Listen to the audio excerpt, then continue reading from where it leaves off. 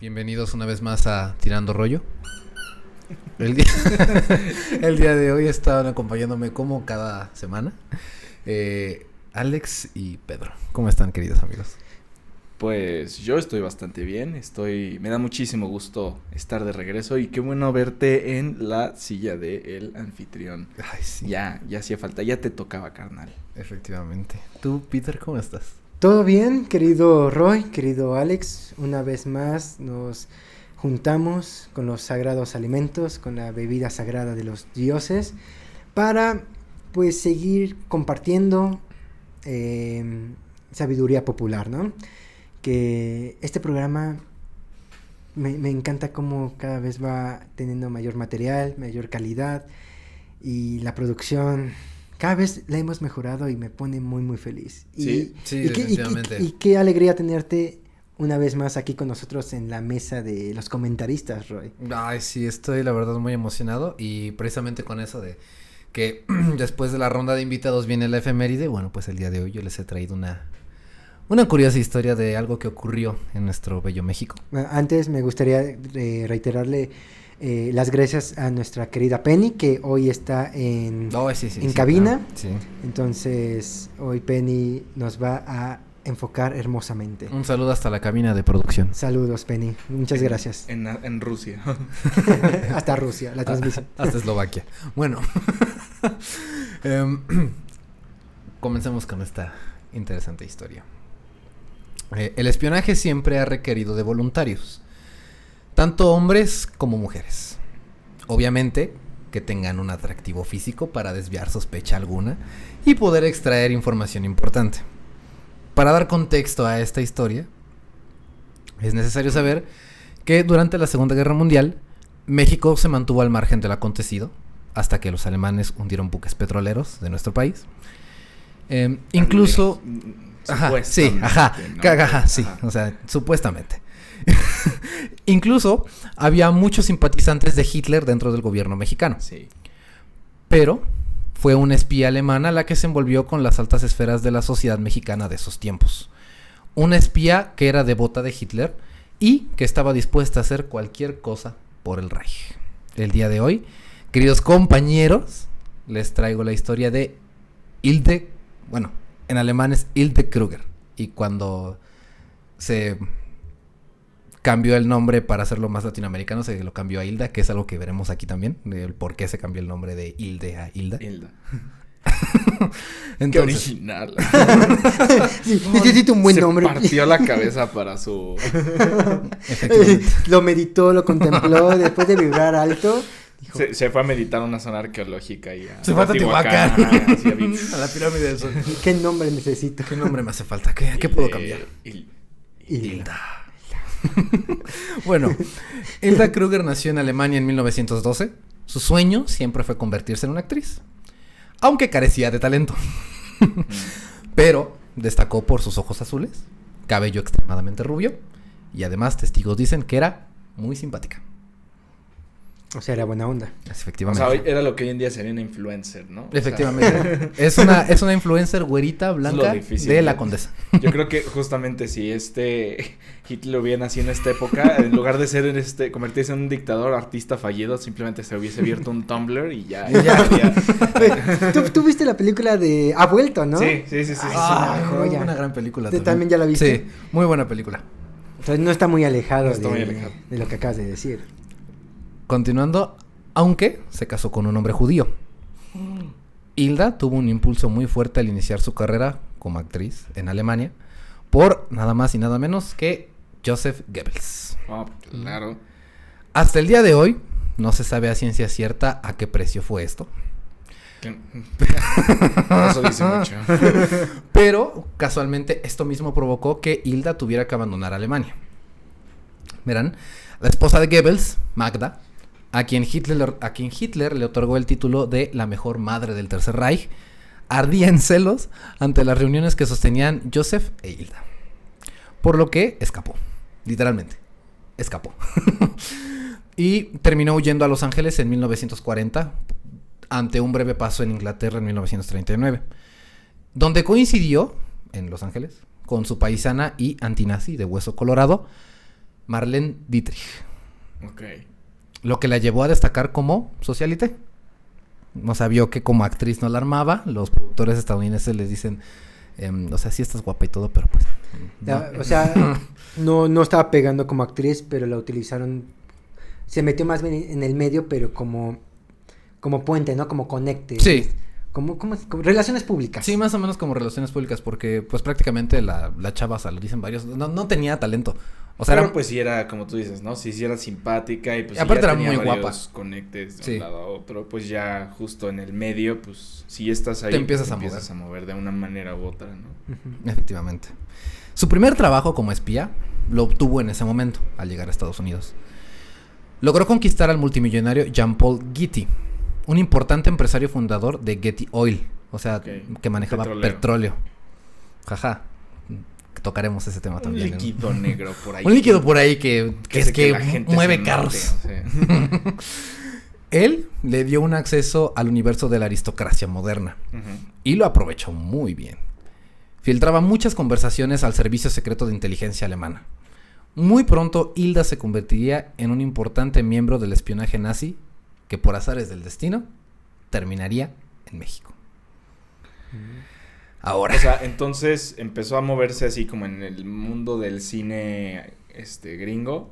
Sí. Y ahí entonces llegó Conoce a al empresario. Un petrolero. Un petrolero Conoce quien le al empezó a petrolero. decir, pues pásale este tipo de cosas a los alemanes. No, él no tenía idea. Ok, O sea, ella ajá. Ella solamente ella escuchaba simplemente dijo- seguramente a su esposo esto Hablar y hablar y de ahí se filtra la Y información. lo reportaba todo al Reich. Ay, qué interesante, porque digo, al final de cuentas estaba escapando de ellos, pero de todas formas como que sí le tenía esas ganas de decir, pues a mí sí me sigue Ajá. latiendo la ideología del país de donde estoy escapando, pero...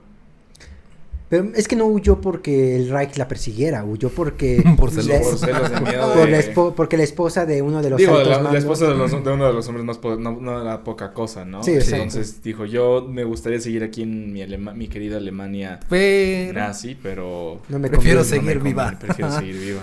Sí, y digo, ahí Sí. en cualquier momento la podían Un suicidar crimen o pasional en cualquier desaparecer momento. Nada y más. decir nada más de, pues, se ¿qué fue. crees? Miren, apareció suicidada, ¿no? Claro. Ahorita su vida, bueno, lo poquito que llevamos, que ya escuchamos, Ujú. suena a la serie de Netflix de Reinventando a Ana o Inventando a Ana, ¿ya la vieron? No. Está inspirada, Netflix ya patrocínanos, o muy, quien sea, ya por favor. No tiene que ver con nazismo, Ujú. pero es de la historia de una chica que es estadounidense, bueno, fue estadounidense, bueno, no sé si aún sigue viva, pero era una estadounidense que era muy guapa, muy atractiva, e igual tenía un don, una habilidad para caerle bien a las personas. Ujú. De esas personas que en verdad no se esmeran, o sea, naturalmente te caen Sí, bien. que llega así, ya me cayó bien y la Y conozco. como era muy guapa para los estándares, para los cánones de la gente blanca privilegiada, pues ella comienza a rodearse de gente y ella inventa una mentira. Ella dice que es millonaria y que viene de una familia rusa que heredó cosas de los zares y que se quedó como con un estatus muy, muy importante en Rusia. Entonces... Pero no, ya sé de cuál hablas, pero es que no es de Amazon. ¿Dijiste de Amazon? Pero No, es de no, Netflix. dijo Sí, ya me Sí, acordé Netflix. ya sé de cuál Ujú. serie hablas. Entonces, y la gente le creía que ella era millonaria, entonces se juntaba con puros millonarios y sucedía que en la peda, ¿no? Salían y Y decía, ella sí, decía, sí. yo invito, ¿no? Cuentas de De $200,000, $200,000 $300,000. Y además yo en invito, lugares ¿no? de Nueva York o en hoteles super lujos. Ya me acordé, ya vi la serie. Y ya daba la tarjeta y no pasaba, ¿no? Pero era una tarjeta como rusa, ¿no? Ujú. Entonces ella decía, ¿cómo que no pasa? Y ella diciendo, ¿qué en Estados Unidos no aceptan esta tarjeta? ¡Wow! O sea, ella así, qué loco, ¿no? Y a sus entonces amigos- decía cosas como de que después te hago la transferencia, algo así, Sí. pues como la veían así Sí, vistiendo Gucci y todo, decían, Ujú. claro, legítimo. Pero los amigos no le cobraban y aceptaban y decían como, yo te invito, ya no me pagues, no te preocupes, y ya, porque o sea, Me caía caías tan tan bien bien. que bastaba solo su compañía y la gente le encantaba.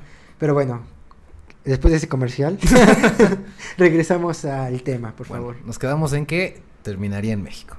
Ahora, en nuestro país acaba de ocurrir un suceso. ya sabes, una cosa pequeñita, ¿no? Algo que se le llama la expropiación petrolera. Por lo que Gracias. nuestra república era de alto interés para los nazis, debido a que estaban a punto de iniciar una pequeña operación militar en un nuevo frente, la Operación Barbarroja. Ok. Por lo que necesitaban toda la gasolina posible para mandar 2.8 millones de aviones, de soldados, ya sabes, en carros, tanques y aviones también. Aviones, sí. Entonces, pues era bastante requerida la gasolina. Hilda llegó a México en febrero de 1941. Sus misiones eran contrabandear petróleo mexicano al puerto de Hamburgo, vigilar y monitorear movimientos militares en Estados Unidos desde México, realizar espionaje industrial y enviar toneladas de metales estratégicos para ayudar a Alemania en la guerra. Esas eran sus labores como espía aquí en México. Una vez aquí en México, Hilda se puso en contacto con dos miembros del servicio de inteligencia alemán, Friedrich von Schlebrugge, no sé cómo se pronuncia, usted que habla alemán. ¿Usted habla alemán, señor? Caballero, por favor. Schlebrugge Y Georg Nikolaus, quienes ya tenían establecidas redes de espionaje en Estados Unidos y por toda América Latina. O sea, básicamente Amazon, ¿no? Sí, efectivamente. Cabe recalcar que estos personajes ya estaban siendo vigilados por servicios de inteligencia de Estados Unidos y de Inglaterra. Entonces cuando Hilda se pone en contacto con ellos, ahora ya los ojos de ambas inteligencias están sobre Hilda, pero ella no tenía ni idea. O sea, ella nada más se puso en contacto, les dio las órdenes, estos dos le dieron las órdenes y ella continuó con su labor en México. Su pretexto para entrar a la República era con el fin de obtener la residencia mexicana y poder divorciarse finalmente de quien en ese entonces era su esposo, un hombre judío. El primero en sucumbir ante los encantos de la rubia de fuego fue Ramón Bretta, ex secretario de Relaciones Exteriores y que en ese entonces era miembro del Consejo del Banco Nacional de México. Ok. Se convirtieron en amantes, así de rápido, por un tiempo, hasta que, en una de tantas fiestas, Hilda conoció a un hombre cabal, a un caballero en todo el sentido de la palabra, querido público, a un bigotón, que más tarde sería presidente de la República. Ese hombre era Miguel Alemán. Oh, wow. Gracias a su relación con Bretta y Alemán, porque también se hizo su amante. Qué casualidad que su apellido era alemán. Conspiración. ¿Cómo te llamas, Miguel? ¿Miguel qué? Alemania. ¿Puedes repetirlo otra vez? Alemán. Oh, Dios mío. Mi amor. Gracias a su relación con estos dos señores, logró mudarse a un lujoso apartamento en la colonia Roma. Sí, que desde entonces ya era. En donde permanecería durante el resto de su estancia en México. Ahí vivió, o sea, nunca vivió con ambos, o sea, ella se quedó en su apartamentito ahí de lujo en la Roma. ¿No te sabes la dirección exacta para ir a hacer No, dark no encontré, tourism? no pude encontrar la También dirección. quién sabe si aún sigue existiendo. Por ¿no? eso Esa es justo otra. para ver si aún existía. Sí, no sabría decirte con exactitud, pero era en la colonia Roma. Y aunque algo curioso de todo esto es que ella no disfrutaba del todo la compañía de Miguel Alemán. Aunque ustedes no lo crean. Todavía no era, Aunque se todavía no era apellidaba presidente. Todavía no era presidente. ¿En Sí. qué años estamos? Estamos en los 40 Ya todavía. esto es 41. Todavía no era Todavía presidente. es Sí, es el 46. Lázaro, ¿no? Sí. Sí. Entonces, a él le incomodaba mucho la presencia de Miguel Alemán porque decía que era muy hósticos. A pesar de que la bañaba en regalos, en lujos, en todo, ella siempre como que se mostraba renuente. Bueno, es que también dar Red flags, también ¿no? dar regalos así excesivamente es muy hostigoso, aunque sean perlas super caras, o sea, puesto que No era interesada, ¿verdad? No. O sea, vamos, no iba por ese camino de decir, ay, sí, lujos, lo que sea. Ajá, Como bueno, la yo no de estoy Inventando yo no a le- Ana, entonces, sino más bien era un plan de que, o sea, hasta ahora como lo que yo estoy entendiendo de la personalidad de esta Hilda era que tenía una misión. Sí. Ajá, ella era justo así como de la visión del Tercer Reich y ellos tenían también una idea muy diferente a lo que eran tener lujos, riquezas y ese tipo claro. de cosas que sí existían, pero pues sí hay que meterse mucho en esa psique de cómo se veía ese tipo de las posesiones, ¿no? Que Sí, tenía claro. el pensamiento pues nacional socialista de aquel entonces. Entonces, ya, y bueno, al final de cuentas, si era de esa ideología de anti-judía y todo eso, el simple hecho de decir estoy con un mexicano, pues yo creo que también da a entender mucho que pues la chava decía, ay, pues sí, te apellidas alemán, pero no eres alemán, ¿sabes?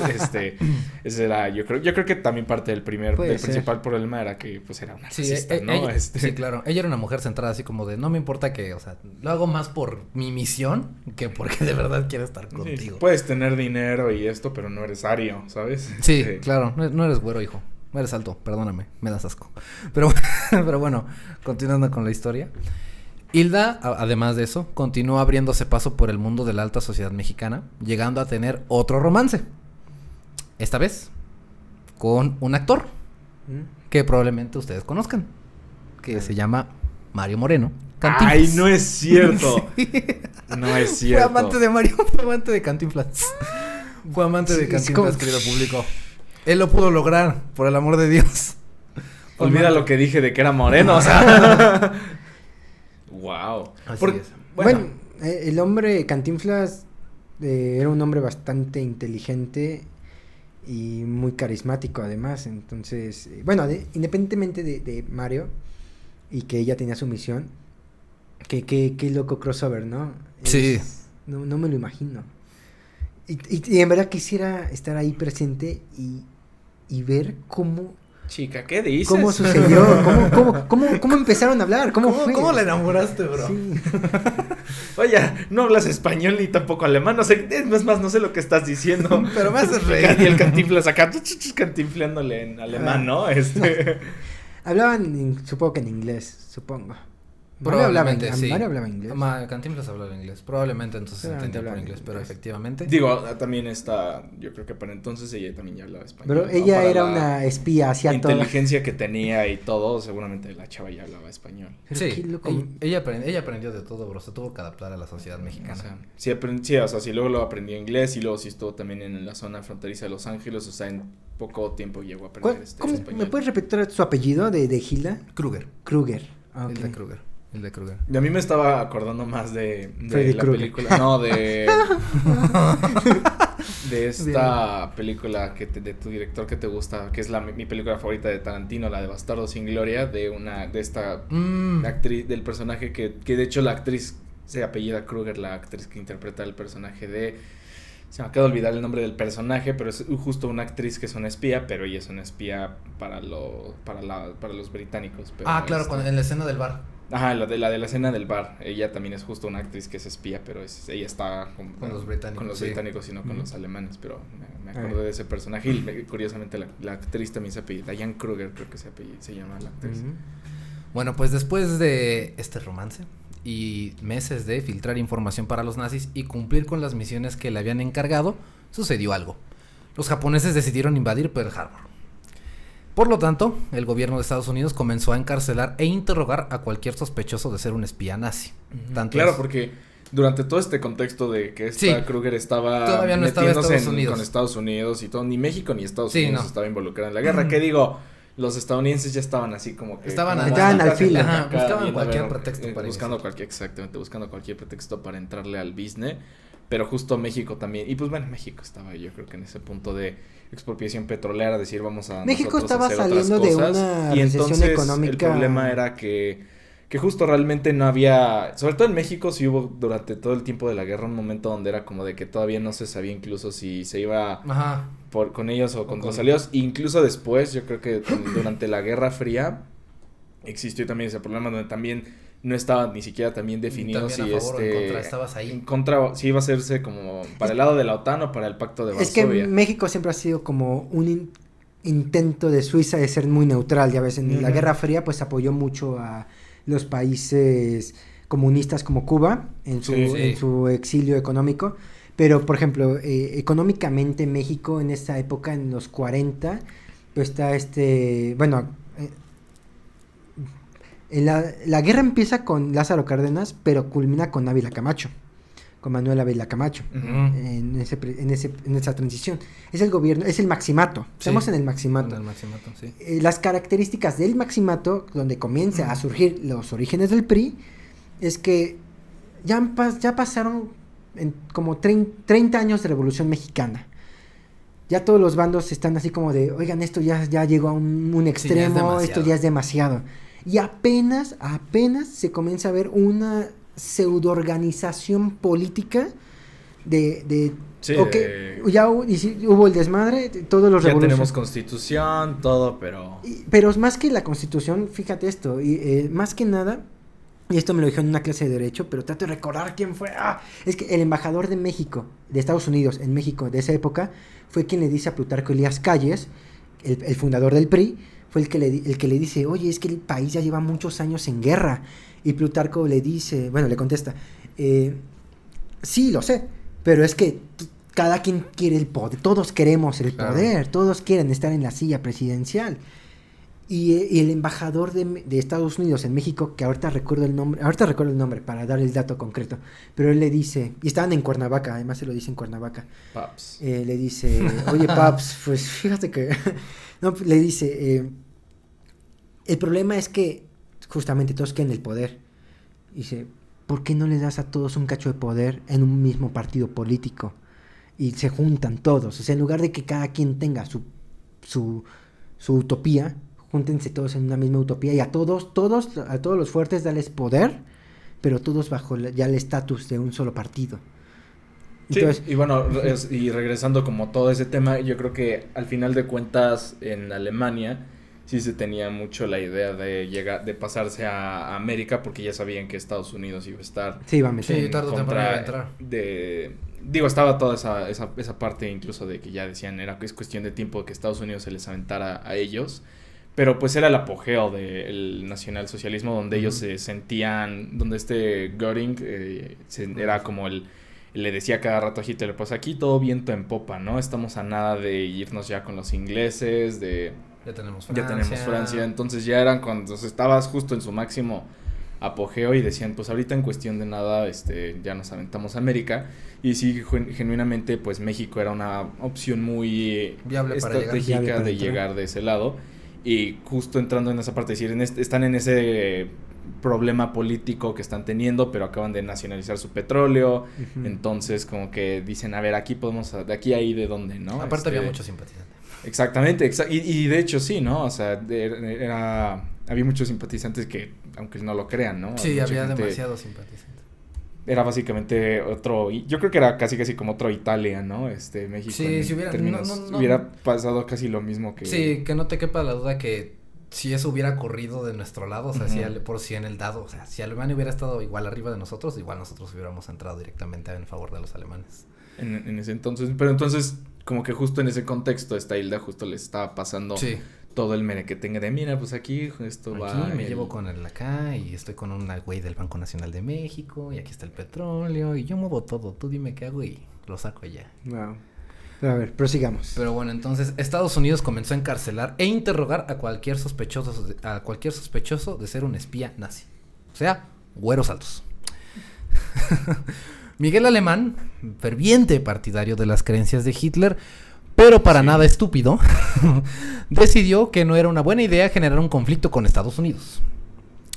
Por lo que decidió reservarse sus ideales. Pero aún así, decidió proteger a Hilda. Por lo que le organizó una boda con Ignacio de la Torre, un nieto de Porfirio Díaz. Y fue entonces cuando su labor como espía concluyó. Pero la carrera de actriz volvería a resurgir en ella.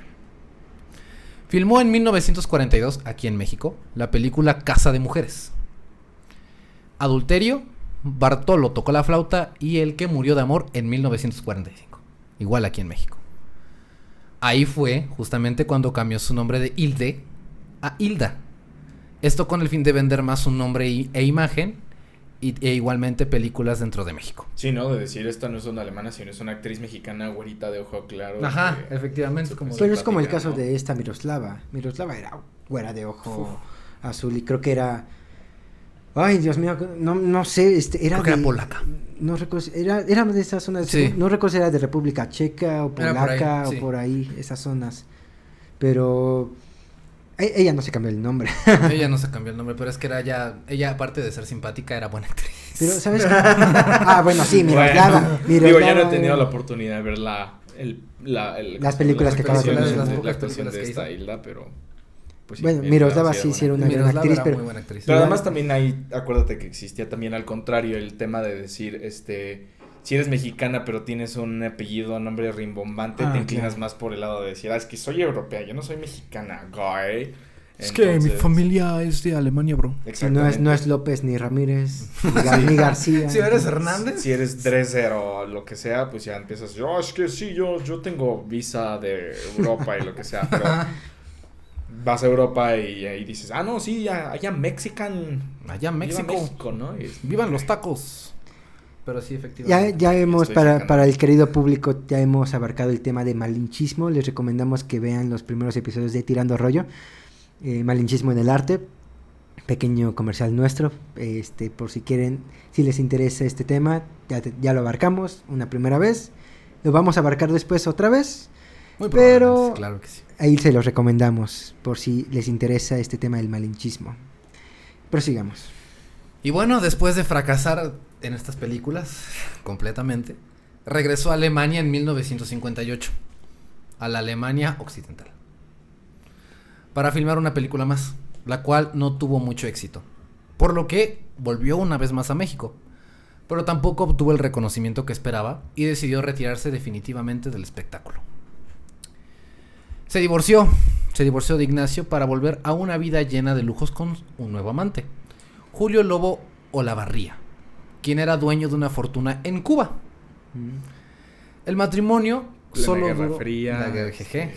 Va a empezar más bien la Guerra Fría. Yo estoy del 58. Ahí estaba. Ya 58 ya era. Pero seguía Batista en el poder, ¿no? No, ya era. ¿Ya había sido la Fidel, revolución? ¿Ya era Fidel. seguro? Sí, ya era Fidel, sí. Sí, además la Guerra Fría se podría decir que empezó. Bueno, el 46. Empezó casi terminando la Segunda Guerra. Pues en el 49-50, con la declaración de las Naciones Unidas, la OTAN y el Pacto de Varsovia, pues todo es. Entonces fue el Con el ovni de Roswell en Nuevo México, bro. También, claro, eso es. Con el ovni de Nuevo México, bro. Yo creo que también eso es una cosa importante. Con la llegada de Elvis. Pero entonces ya no estaba Batista en el poder. No, ya estaba Fidel. Okay. Entonces se casa con Julio Lobo Olavarría, dueño de una fortuna en Cuba, pero el matrimonio solo duró un año. Como la fortuna de Cuba. No es cierto. Qué manchado. Ay, estuvo bueno ese. Estuvo bueno. Estuvo muy bueno. Censurado, cancelado. Por no apoyar los ideales comunistas. Saludos a todos los cubanos. Es cierto, yo soy rojo. El empresario Olavarría, sin embargo, le regaló un lujoso apartamento en el edificio Hampshire House, enfrente de Central Park, en la ciudad de Nueva York, donde permanecería el resto de su vida hasta que volvió a su natal Alemania antes de fallecer el 8 de mayo de 1991. Bueno, le tocó ver Alemania reunida. Volvió a ver Alemania unificada. Tal vez ella no quería eso. Tal vez fue un sufrimiento ver Alemania reunificada.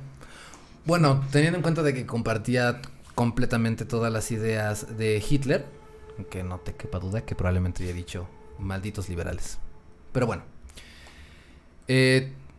cabe aclarar que esta historia no era conocida. O sea, se escuchaban rumores. Eran más como...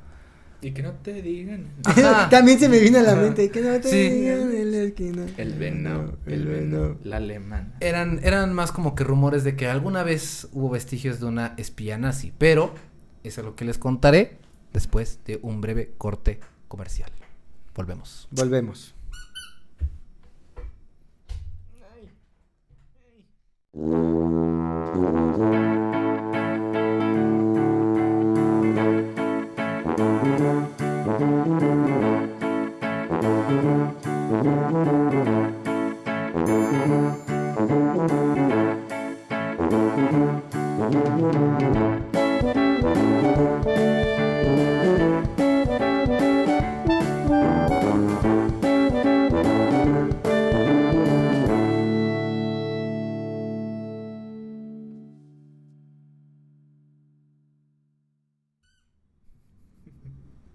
volvemos a tirando rollo y continuando con nuestra historia.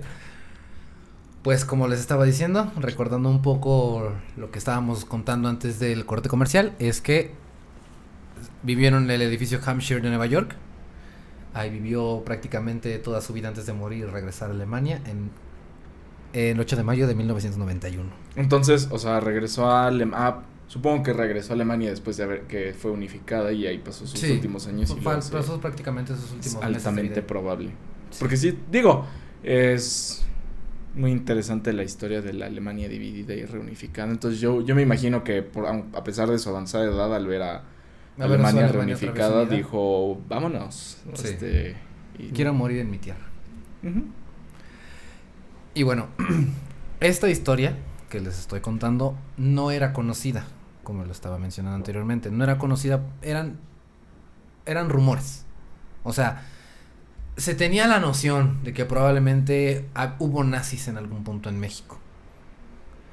Pero fue hasta 2007 que el escritor mexicano Juan Alberto Zedillo, quien, con base en una investigación histórica que lleva por título Los nazis en México, uh-huh, se confirmó de forma veraz, o sea, de que ahora sí esto es 100% real, de que los propósitos de Hilda Kruger como espía nazi en nuestro país eran completamente ciertos. O sea, de que efectivamente esta señorita fue espía nazi.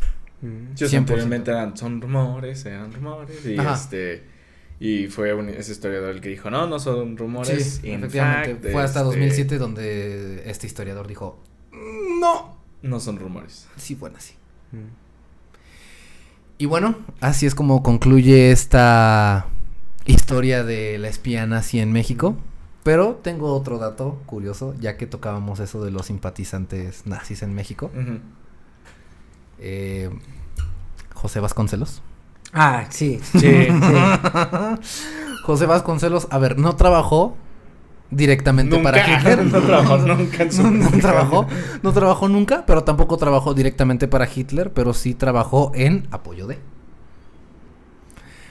Escribió 17 tomos de la revista Timón, que en esa revista se le veía un claro apoyo al nacionalsocialismo. O sea, a pesar de que publicaba artículos de ciencia de interés, también publicaba artículos como, pues, conspiración de los judíos, supremacía blanca, todo este tipo de cosas que hacen ver a un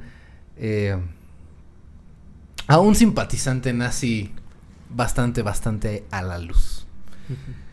Y justamente cuando empieza todo el conflicto y cuando el gobierno de Estados Unidos y el gobierno británico empieza a pedir las cabezas de los espías nazis, por más mínima que fuera, o sea, mostrabas el más mínimo apoyo a los nazis y es como Estados Unidos e Inglaterra ya estaban sobre de ti. Entonces es como, ¡ay! ¡Qué menos esos ejemplares, chicos! Él nunca escribió nada, él solo dirigió una biblioteca. Sí. Entonces, ese fue el pretexto de México, de no, él no escribió nada, él dirige una biblioteca. Sí, de hecho, cuando igual entré a la Facultad de Derecho, una profesora de... Derecho. De Derecho, claramente. Jaja. Yo iba a decir de Constitucional, pero... De Derecho no era muy fan de Vasconcelos y ella nos contaba precisamente lo de sus ideologías nazis y de que de hecho era un machito golpeador que golpeaba mucho a su esposa y así. Entonces, como decía, Vasconcelos pues no es el héroe con el que como lo pintan, ¿no? Como te lo venden, ¿no? Casi ninguno, pero... Casi ninguno. Era nazi. Igual en Derecho, él no era nazi, este personaje que voy a mencionar no era nazi, pero es considerado uno de los padres pilares del derecho mexicano, Eduardo García Maínez, que sus libros de introducción al estudio del derecho son muy buenos, filosóficamente hablando. Para los que son abogados sabrán que Maínez es un abogado bastante filosófico. De hecho, el tema de la moral y de los valores jurídicos, él los toma desde un ámbito muy interesante, aunque en la práctica son un poco obsoletos quizá, no obsoletos, pero son poco rentables. Él era más filósofo que abogado. El chiste es que, como dato curioso, Eduardo García Maínez, estudiando aquí en México en la UNAM, se gana una beca para irse a estudiar a la Alemania nazi, de leyes. Y la UNAM lo mandó para que aprendiera del sistema jurídico que estaban impartiendo los nazis allá en Europa. ¡No eres blanco! Entonces, regresa y dice, prácticamente los blancos tenían privilegios. Entonces, él vive en Alemania en los años, en el 39 y en el antes de que estalle la guerra. Sí, pero cuando ya era Hitler. Ya cuando estaba el nazi a todo lo que daba. Ya cuando, exacto, ya cuando la guerra está ya a días prácticamente de estallar, tal cual, la pólvora ya incendiada. Según yo regresa, es que la verdad no recuerdo si vivió un cacho de guerra o si regresó. Según yo regresó, si mal no recuerdo. Pero es un dato curioso, otro mexicano que estuvo allá estudiando las leyes nazis, justamente. Curioso. Y regresa y quizá, y esto ya no me lo dijeron en la escuela, esto ya fueron hipótesis mía, quizá después de comprender o ver el ímpetu nazi y la crueldad del derecho nazi, quizá por eso se volvió tan filosófico y reflexivo sobre los valores, porque sí, claro. Si algo caracteriza a García Maínez, a este abogado, es el hecho de cuestionar los valores jurídicos y más de un lado más humanista. Entonces, dato curioso, quizá vivir esta etapa le hizo reflexionar mucho. No lo sé, me hubiera gustado preguntarle. Bueno. Y hay otro, perdón. Termina.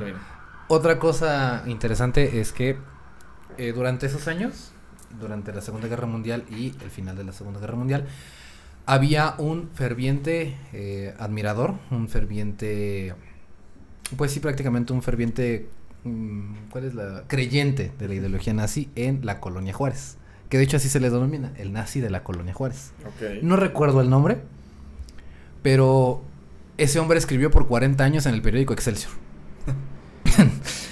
Y lo que causa más revuelo en toda su historia es que era un negacionista del Holocausto. O sea, él dijo, no, la historia no es como la contaron los ganadores. Así no fue. Y esta historia causó revuelo tiempo después, de hecho, hace no mucho. Porque fue propuesto post-mortem, obviamente. No sé si post-mortem o todavía seguía vivo. Ajá. Te mentiría si dijera que sé con certeza el dato, pero el chiste es que fue propuesto para la medalla Belisario Domínguez. ¿Es neta? Sí. ¿Neta? Y lo peor es que ya cualquier estúpido puede ganar esa medalla al parecer. Tuvo mucho apoyo en las redes sociales. Sí. Ese es el problema, digo. Es el pequeño detalle, o sea, lo propusieron, pero el apoyo en redes sociales fue, sí, désela. Digo, muy curioso que desde entonces existía lo de la posverdad, ¿no? En esa parte de que era negacionista del Holocausto. Entonces, digo, si ya en redes sociales lo apoyaban y todo, pues desde entonces ya existe así como toda esa parte divisoria de la gente diciendo, no, sí, tenía razón. Y digo, por algo llegó Trump a la presidencia, ¿no? Por ejemplo, digo, obviamente no me voy a meter aquí en este país, pero también AMLO tuvo ese que ver de las redes sociales. Digo, bueno, es que lo de AMLO es más complicado, pero en mi opinión, pero ese es otro episodio del que vamos a hablar después. Pero sí, ahora sí que el hecho de que digas que lo apoyaran, que era negacionista del Holocausto, era un nazi, que al final de cuentas, por el hecho de que haya escrito en Excelsior y todo eso, de eso dice mucho de que pues sí, muchas veces la gente no sabe ni siquiera de qué está, a quién está apoyando, pero lo apoyan por simplemente pequeños datos, o al contrario, ¿no? Lo tiran por otras cosas pequeñas que hizo.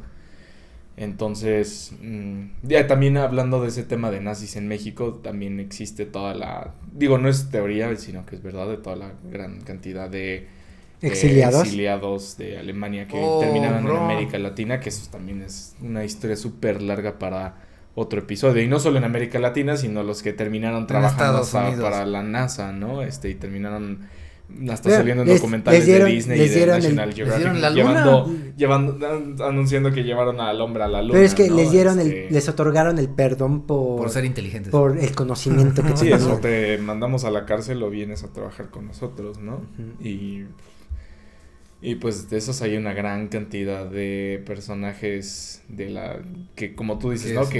Porque varios historiadores se han dedicado a agarrar y desmentir que sean rumores o no, sí, de decir, claro. Sí, no, en efecto, esta persona sí se fue a Estados Unidos, a México, a América Latina. Se infiltró en el gobierno, se dio sus besos con Miguel Alemán.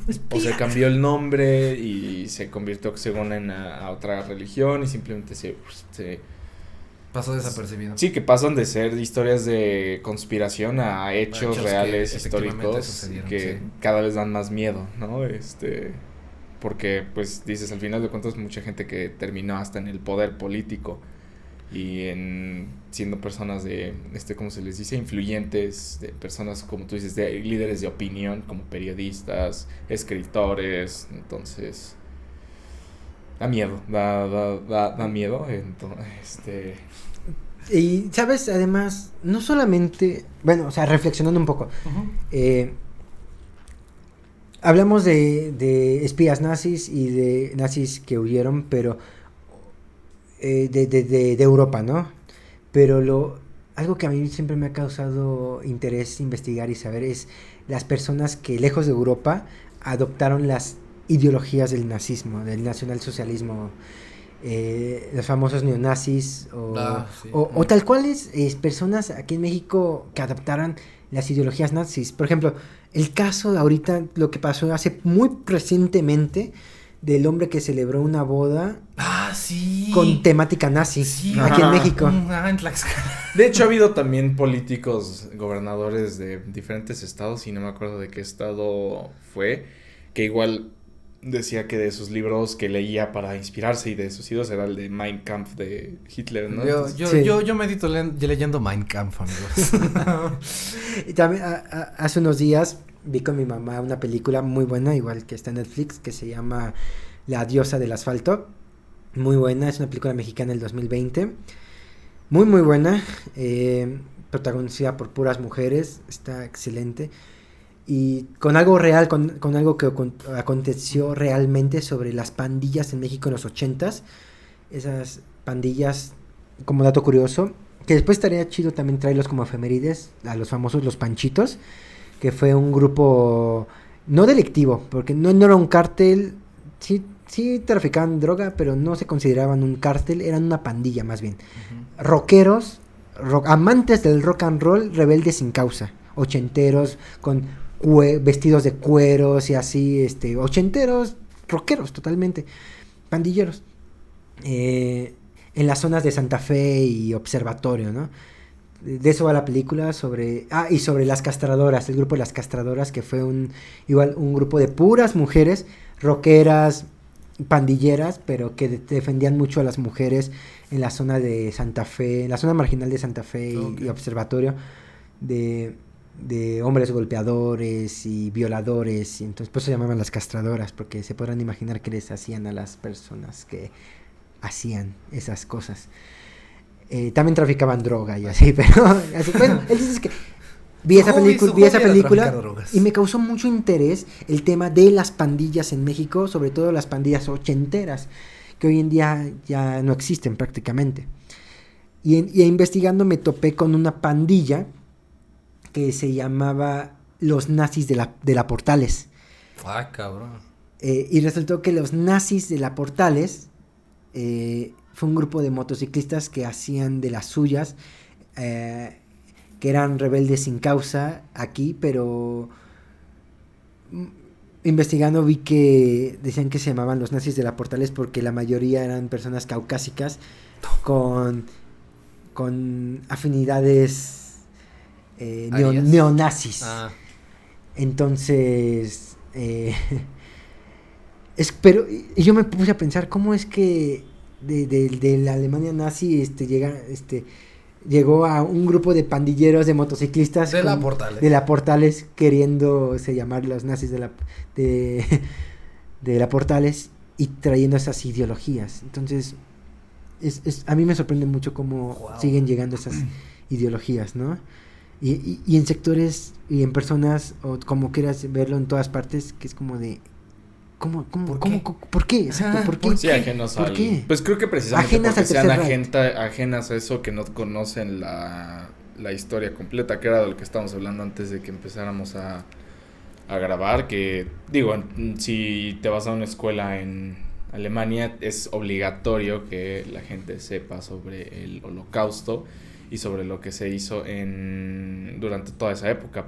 Digo, hay mucha gente que diría, ay no, ¿por qué se le enseña? Que no sé qué. Y es, por ejemplo, lo que muchos dicen que deberían hacer en Estados Unidos sobre el genocidio de las comunidades indígenas, ¿no? Claro. Y aquí lo que, pues por ejemplo, lo que aquí se hace con la colonia, ¿no? Que se enseña qué fue lo que se hizo durante toda esa época, pues en Alemania se enseña lo mismo sobre el Holocausto. Hicimos esto, estuvo muy mal, esto fue todo lo que pasó, esto fue todo lo que dijo la sociedad en ese momento, mucho sobre lo que se habló de cuando se llevaba a la gente a los campos de concentración y que muchos decían, no, pues es que nosotros no sabíamos nada de eso, estábamos súper lejos, que no sé qué, y entonces es como de, no, pues estabas a kilómetros, estabas a un hike de distancia, un senderismo de distancia de ir ahí, como es que nunca te diste cuenta, ¿no? Y mucha gente se hacía de la vista gorda, y eso es algo que precisamente se enseña en las escuelas, la gente se hacía de la vista gorda, fingía demencia cuando sabían lo que estaba sucediendo, y es lo que al final de cuentas personas aquí no saben, ¿no? Uh-huh. No saben mucho sobre el Holocausto, no saben no, pues aquí al final de cuentas sí se nos enseña sobre la Segunda Guerra Mundial y sobre el Holocausto y todo, pero no al grado de ahí, ¿no? Y no se sabe mucho acerca de lo duro que fue, de lo difícil que está, y pues al final de cuentas eso lleva a que muchos o se burlen del suceso, o no sepan lo suficiente y simplemente crean que se trataba de decir uno es superior a otro. Ajá. O sea, se empiezan a crear sus propias ideas todo el contexto. Por pura ignorancia. Entonces, precisamente yo creo que esa es la simple respuesta de por eso se terminan haciendo neonazis en Latinoamérica, porque al final de cuentas es gente ignorante que no sabe realmente qué fue lo que motivaba a esas personas a hacer lo que estaban haciendo, y que si les hubiera tocado vivir en esa época, pues seguramente hubiesen terminado ellos mismos en un campo de exterminio, ¿no? Sí. Entonces yo creo que mi respuesta es por pura ignorancia. También, ahorita mencionaste un tema sobre algo que es una realidad, y es que sí hay que enseñar la tragedia claramente para que no se repita, para que esta ignorancia no se vuelva a repetir. Uh-huh. Pero igual también sí es un hecho de que los victoriosos jamás van a hablarte de sus errores. Como dato curioso, ahorita lo voy a leer de Wikipedia, porque pues, no venía preparado, porque surgió el tema. Pero no sé, ¿ustedes sabían que hubo campos, no de exterminio como en Alemania nazi, pero campos de concentración en Estados Unidos? Sí. Y de hecho hasta la fecha existen para los inmigrantes de Latinoamérica. El tema de hoy son los inmigrantes, pero en la Segunda Guerra Mundial hubo campos de concentración para ciudadanos japoneses en Estados Unidos. Estos campos de concentración para los japoneses en Estados Unidos abarcaron 120,000 personas, de todas, en su mayoría japoneses, de etnia japonesa. Pero también en esos campos de concentración pues hubo alemanes y hubo de otras partes de Europa. Es decir, a estas personas se les privó de la libertad de los años del 42 al 46, obviamente por cuestiones políticas de que no fueran espías, etcétera, etcétera, ¿no?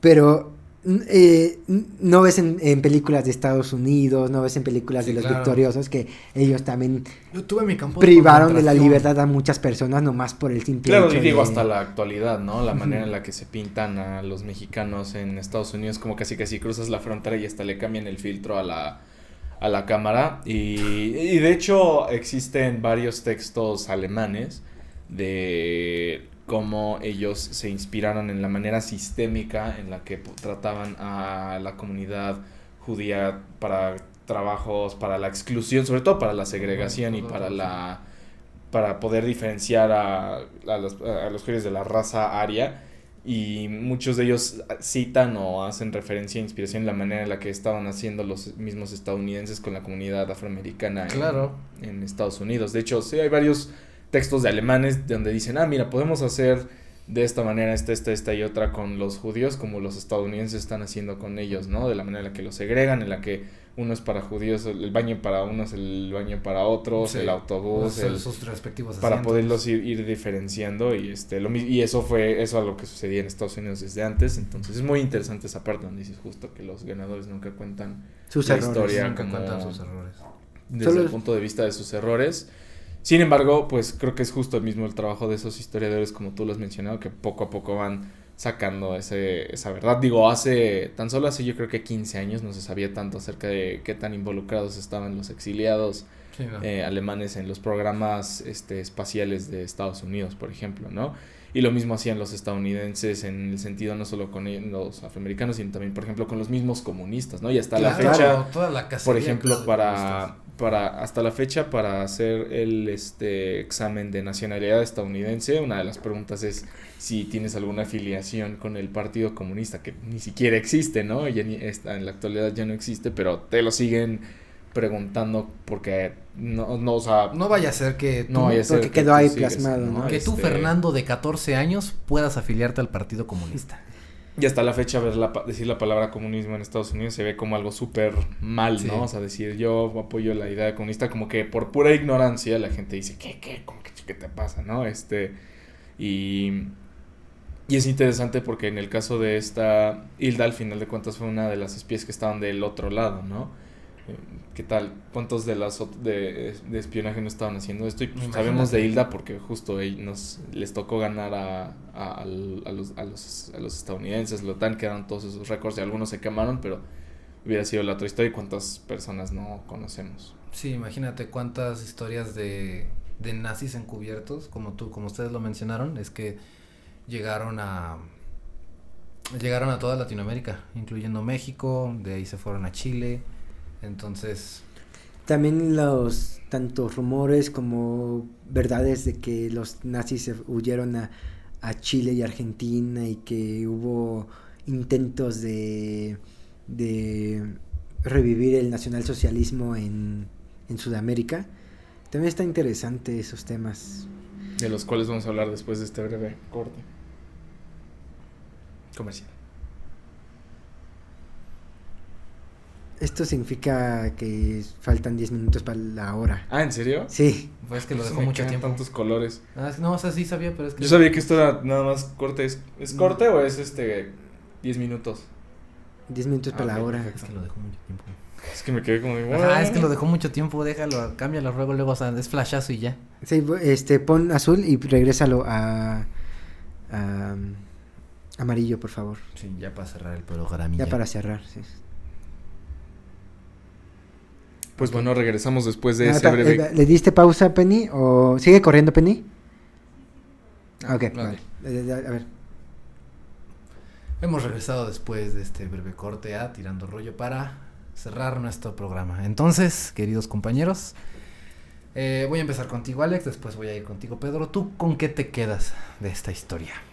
Yo creo que México durante toda esa primera parte del siglo pasado era, pues sí, un revoltijo al final de cuentas. Y bueno, yo creo que durante ese momento era la duda de si México se iba a unir con el Partido Nacional Socialista, porque justo realmente sí había mucha participación y mucho también se hablaba mucho de la calidad de racismo que había aquí en México, bueno, que hay obviamente, pero que había aquí en México con otras razas, que será un tema para otra efeméride. También, por ejemplo, lo que se hacía con la comunidad china en Torreón.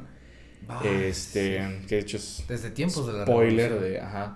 Y sí, o sea, había yo creo que varios idealistas políticos, líderes de opinión que seguramente leían el libro de Hitler y eran partidarios de las ideas de razas superiores y todo. Efectivamente, tienes toda la razón. Entonces, ahora sí que era un México muy... que era un revoltijo de ideas. Después justo pasó lo contrario, lo mismo de que si no se sabía si México se iba a unir con la OTAN, con el Pacto de Varsovia, si iba a ser completamente comunista, completamente capitalista, por así decirlo. Entonces dio eso origen también a muchas cosas como los movimientos estudiantiles de los años 60 y 70, tus personajes como esta Hilda, al final de cuentas, son una de muchas, ¿no? O sea, sí, claro. al final de cuentas de ella se sabe porque lo hizo para el Partido Nacional Socialista, ¿no? Pero que cuántas Hildas no existieron que hacían lo mismo para la CIA. O para la Unión ¿no? Soviética. Para la Unión Soviética en la Guerra Fría, de los cuales seguramente ya estaremos sabiendo muchos más, ¿no? De cuántas Hildas no existían precisamente que hacían lo mismo con la Unión Soviética, con la CIA y hasta la actualidad, ¿no? Que lo siguen haciendo con esos fines. Porque sí, al final de cuentas, en la actualidad, sí se dice mucho, ¿no? De como lo dijo Peter, de que se quiere presentar a México como un país súper neutral, pero siempre se tiene que recordar que la geografía juega un rol muy importante en esto. Entonces, totalmente. Siempre que va uno a otros lados y platica con gente de otras partes, es así como de, wow, México, así como que viviendo abajo de Estados Unidos, ¿no? Es como de todo, creo que todos los países en el planeta tienen problemas con Estados Unidos. Entonces, el hecho de poder decir, nosotros somos sus vecinos. Yo vivo bajitos de ellos. Y pues, somos sus vecinos de abajo y a nosotros nos toca todo el tiempo su escándalo. Pues es... no me acuerdo cuál fue la escritora que dijo esto. Fue una mujer que dijo que si se pudiera cuantificar todo lo que se ha llegado a robar el capitalismo del país, de México, y darse cuenta de cómo sigue de pie y sigue dando más y más y más y más, es sorprendente. Entonces yo me voy con esa idea de que pues está increíble cómo esta Hilda fue al final de cuentas un personaje muy interesante, ¿no? Que sí llegó a convivir con muchas personas de nombre, digo, tan solo Mario Moreno, Alemán, o sea, sí se supo mover muy chido entre varias personas y yo creo que al final de cuentas sí era una muy buena espía porque sí sabía cosas, ¿no? Sí sabía una cantidad de cosas. Ella sabe cosas. De información y muchas de las cuales yo me imagino que se las lleva a la tumba, ¿no? Al final de cuentas. Entonces, yo me voy con eso, o sea, ¿cuántas Hildas no existen para cuántos diferentes tipos de opiniones? Peter. Vamos a hacerle refresh una vez. Estoy atrapado.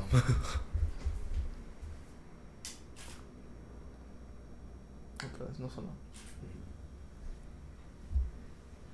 Ya, lo bueno es que hay una pausa.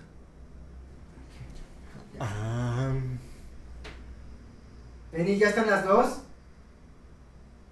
Sí. Ok, cambia la luz, por favor. Que la luz me confunde. Gracias. Entonces, Peter, ¿con qué te quedas tú de esta historia? Es realmente muy interesante esta historia. La verdad la desconocía. Debo confesar que también es la primera vez que escucho el nombre de Hilda Kruger. No sabía quién era ni de su existencia. No he visto nada de su filmografía, de lo poco que ha hecho. Y pues es interesante cómo el mundo no está aislado, es decir, por ejemplo, la historia de México no está aislada con la historia mundial, y ninguna historia, la historia nazi, la historia alemana, lo que sea, no está ligada a solo en esos territorios geográficos, ¿no? Sino que realmente todo está ligado con todo. Hay personajes de todas partes que comparten historia y que la historia mundial pudo haber cambiado por algunos detallitos, por personas que estaban como Hilda Kruger, quién sabe, imagínate, o sea, solo me pongo en el hipotético de que si Hilda Kruger hubiera pasado una información ultra hiper mega valiosa, hubiera convencido a un futuro presidente de unirse al Partido Nacional Socialista, quizá la historia hubiera sido otra, no lo sé, ¿no? Y es como, y todo parte de una mujer que vino a intentar ser actriz y terminó como espía. Imagínate qué hubiera pasado si Japón no ataca Pearl Harbor. Hilda sigue conquistando a Miguel Alemán. La Segunda Guerra Mundial no se mete a Estados Unidos. Se extiende más años. E Hilda le dice, oye, ¿por qué no te alías con mi papá Adolf? Con el tío Adolf. Con el tío Adolf. Y de hecho... Y dejas que sus tropas vengan a México a cotorrear. De hecho, que se vayan ahí al norte a echarse una carnita asada y luego a pasarse a... No pasan la frontera, no pasan la frontera. Ahorita estaba trataba de recordar el nombre de un director alemán. No sé si sabían que en 1936 la Alemania nazi desembarcó en México para filmar un documental sobre el pulque. ¿No? Sí. un famoso documental del pulque financiado por la Alemania nazi, filmado por el director Hubert Schlönger, no sé cómo se pronuncia, para ver las propiedades y lo que provoca el pulque. Como el documental era con fines científicos. Creo que sí había leído leí un artículo de ese documental. Tenía fines científicos, pero la realidad del Tercer Reich es que estaba buscando, no solo en México, en varias partes del mundo, todas las propiedades alucinógenas psicotrópicas que ocasionan diferentes sustancias. Sí, diferentes sustancias lejos de Alemania. Sí. Eran su investigación científica. Entonces, sí, no hay que olvidar que pues los soldados literalmente duraban tanto porque se metían metanfetaminas. Obviamente, sí. Sí, venían dopados. Por eso estaban tan locos. Entonces está interesante cómo incluso aunque no sean por parte de guerra, con pretextos artísticos pueden venir a ver qué tienes ahí. A ver qué tienen aquí, ¿no? A explorar otros territorios, ¿no? Que de hecho, bueno, de todas esas investigaciones hay bastantes testimonios, ¿no? De cómo se metían con hasta el ocultismo y sí, también la búsqueda de ciudades perdidas y todo, y que justo al final de cuentas hace unos años parecían teorías de conspiración, y conforme se siguen sacando documentos dicen, o sea, sí era neta, o sea, yo lo decía de puro o sea, sí. ¿Es verdad que estaban buscando la Atlántida? O sea. Y pues bueno, me quedo con una historia bastante interesante, con la historia de que realmente cualquier persona puede ser un espía, realmente. Bueno. Está interesante. No, es que está padre. En México cualquiera puede ser. Esta parte de ficción, es que lo pienso como quizá en mi mundo de ficción. Me pongo muy reflexivo, es como de wow, o sea, por eso James Bond existe. Claro. Bueno, hay una película que explica por qué James Bond existe, pero sí. Y bueno, yo quiero comentar finalmente de que la historia de México, principalmente durante el siglo XX, yo creo que, como lo mencionaste tú, es una historia bastante escabrosa, una historia que prácticamente no teníamos ni idea de cómo nos llamábamos, y ni siquiera sabíamos por qué éramos República Mexicana. Sonaba bonito el nombre. Pero Hilda fue un claro ejemplo de que si ella pudo infiltrarse en la sociedad, poder encajar, como lo mencionabas tú, yo me quedo con eso que tú dijiste, o sea, ¿cuántas más no lo hicieron? ¿O cuántos más no lo hicieron? Con ese encanto, con esa facilidad de palabra, con ese algo que te dice, efectivamente, me caes bien. Te voy a platicar. Porque es la historia que se sabe, además. Ajá, o sea, efectivamente, es una de las pocas. Ajá, es una de las pocas historias que se sabe. No sabemos cuántas más hay por debajo. Y finalmente nada más quisiera comentar, justamente hablando de los nazis que fueron a buscar todos ese tipo de tesoros, Indiana Jones tenía razón. De hecho, Hitler mandó a un escuadrón específico a buscar el arca perdida, o sea, eso sí pasó. Rayos. A buscar el arca perdida, a buscar el Santo Grial, también pasó, y a buscar la flecha con la que mataron a Cristo. Eso también pasó. O sea, sí, fue real. O sea, sí. Digo, es como de que parece una teoría de conspiración. Ajá, parece muy teoría de conspiración, pero... Ya cuando te enteras mucho de los fundamentos que tenía el nazismo y dices, ridículos, pero es como de, ¿cómo es posible que gente tan estúpida haya tenido tanto poder, ¿sabes? Sí. Es que Hitler sí era creyente del espiritismo. Del espiritismo. Él y Himmler. Sí. Él y Himmler eran muy, muy creyentes del espiritual. Pues Himmler era prácticamente su ¿cómo se dice? Su mano derecha. Sí, su mano derecha, pero era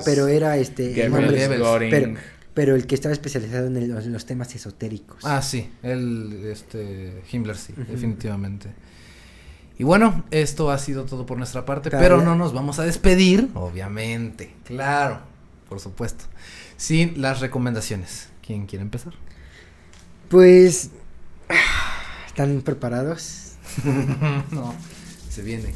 Se viene algo chido. De mi escritor favorito. Dilo tuyo.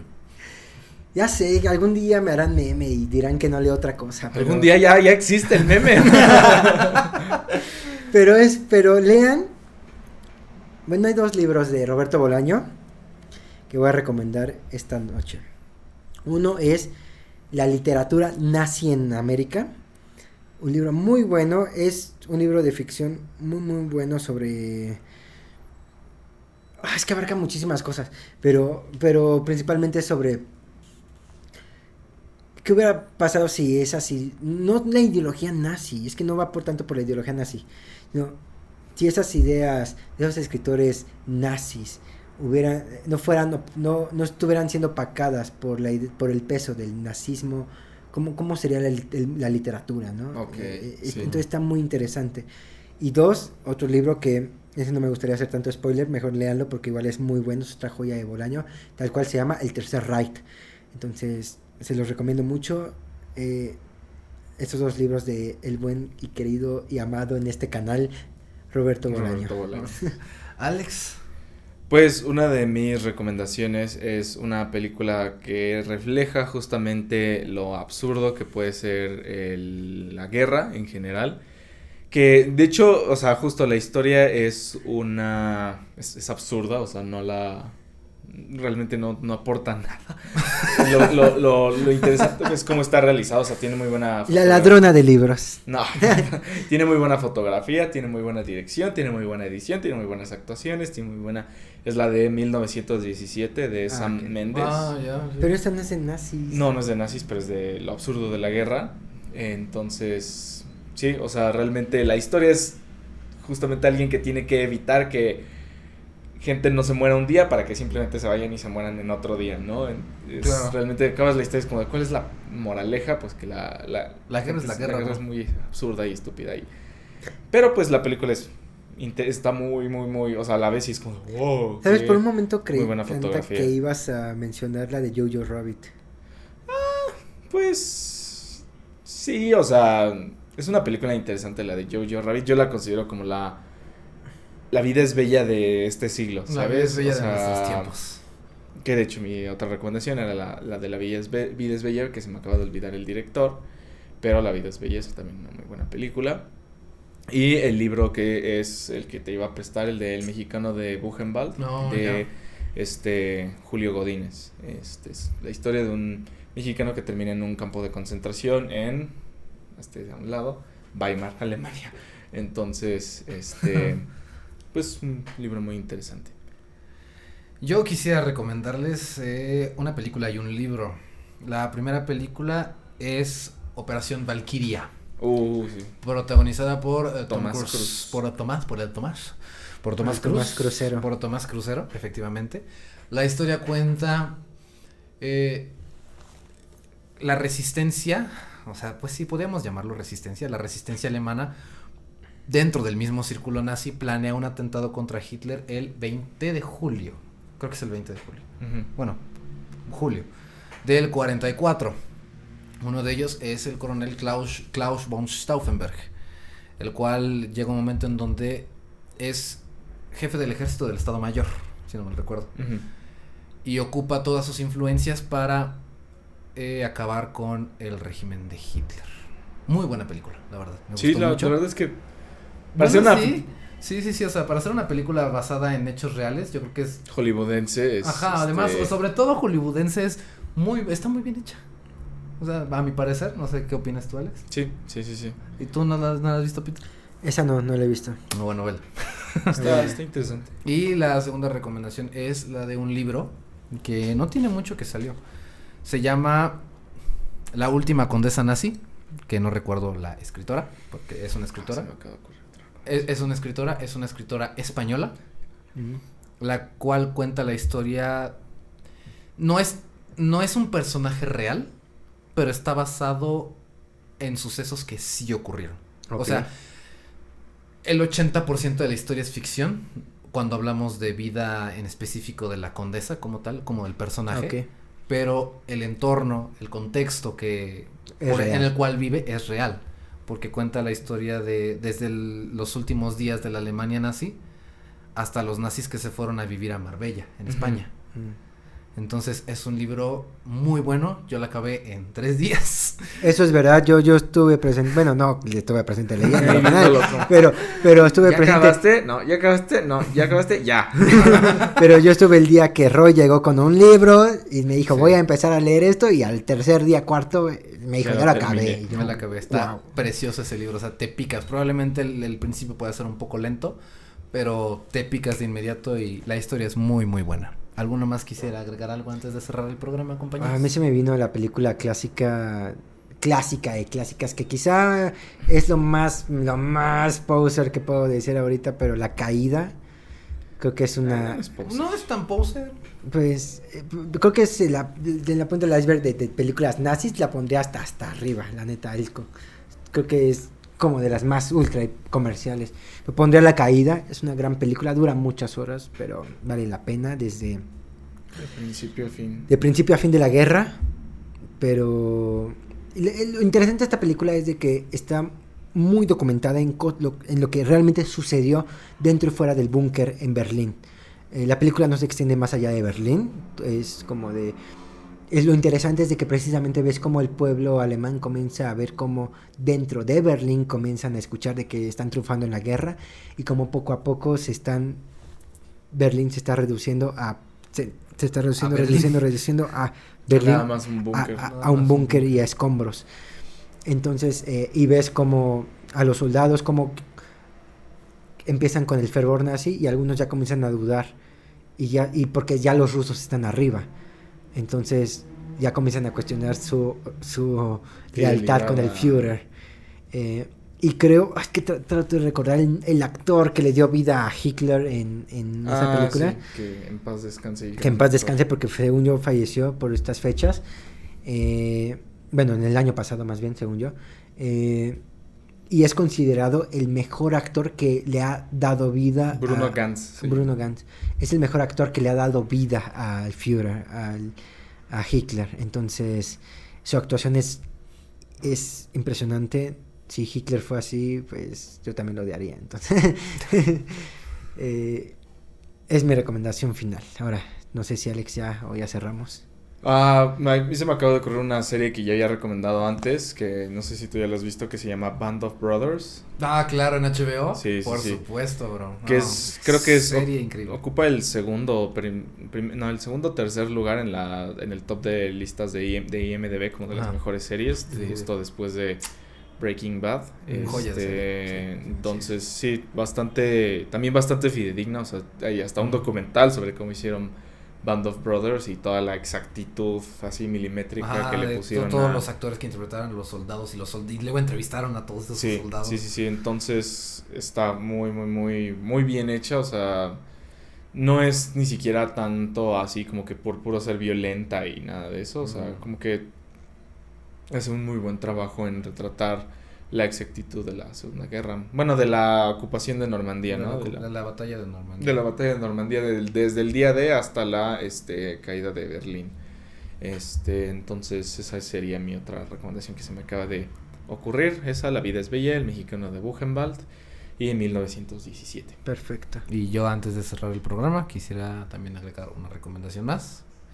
Una película que se llama Un puente muy lejano, A Bridge Too Far, que está protagonizada por un joven Anthony Hopkins, Sean Connery, Robert Redford y no recuerdo el nombre de otro actor, pero es un reparto muy coral. Elenco. Sí, o sea, es un reparto muy coral. Está muy buena. Se trata sobre la operación Market Garden. No les explicaré porque me voy a extender de más, pero bueno, véanla, es muy buena película. Pues muchas gracias por habernos acompañado, compañeros. Muchas gracias por otorgarme el honor y el placer de ser el conductor el día de hoy. Lo disfruté bastante, lo agradezco de verdad. Que se siente estar en el trono. Me gustan mucho estos episodios, de verdad es muy bonito. Y agradecimientos a Penny en cabina. Si nos escuchas, cambia el color de las luces. Penny, muchas gracias por apoyarnos atrás en cabina en este episodio.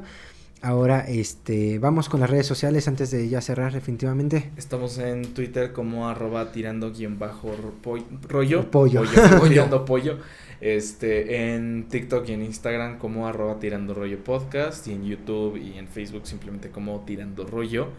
No se olviden que nos ayuda bastante que además de darle like a nuestros videos, se suscriban y le pongan en la campanita para que cada vez que saquemos tanto efemérides como episodios especiales con invitados estén invitades, exactamente, sean notificados para nuestros nuevos temas, ya que cada semana es un tema diferente y nuevo de sabiduría popular, que a pesar de ser transgresor y diverso, siempre informa y al final de cuentas nos nutre no solo a las personas que nos escuchan y nos ven, sino a nosotros mismos. Sí.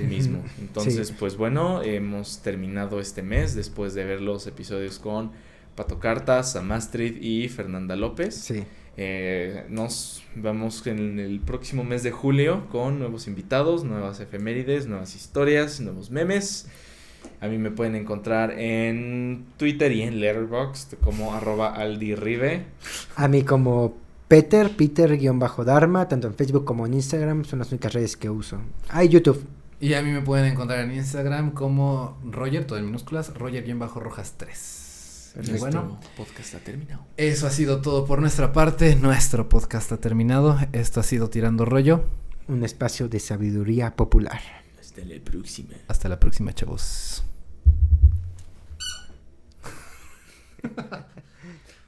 Salud.